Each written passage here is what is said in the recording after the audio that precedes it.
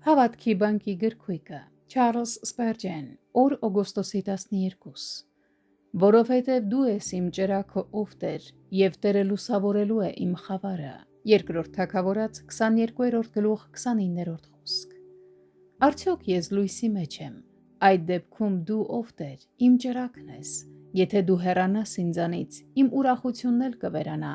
բայց քանի դեռ դու ինձ հետ ես, ես կարող եմ ապրել առանց այս աշխարհի ջահերի և ստեղծված մխիթարությունների լույսերի, ինչ թանկագին լույս է Աստծո ներկայությունը սփռում ամեն ինչի վրա։ Մենք լսել ենք մի փարոսի մասին, որի լույսը կարելի էր տեսնել 20 մղոն հեռավորությունից, բայց մեր Տերը ոչ միայն մոտ գտնվող Աստված է, այլև հեռվից է երևում, նույնիսկ թշնամու երկրում։ Ով Տեր, ես հրեշտակի պես երջանիկ եմ, երբ քո սերը լցնում է իմ սիրտը, դու ես իմ ողջ փափագը։ Իսկ միգուցե ես խավարի մեջ եմ, այդ դեպքում դու, ով Տեր, կլուսավորես իմ խավարը։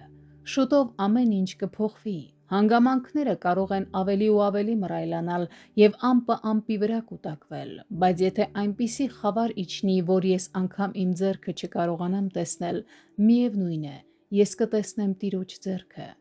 Երբ իմ մեջ, իմ ընկերների մեջ կամ ամբողջ աշխարհում չեմ կարողանում որևէ լույս գտնել, Տերը, ով ասաց թող լույս լինի, և լույս եղավ, կարող է նույն խոսքը կրկին ասել։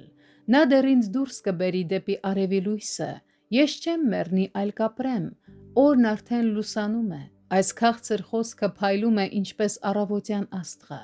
շատը ժամեր էլ չեն անցնի, և ես ուրախությունից կցնծամ քո մեջ, ով Տեր։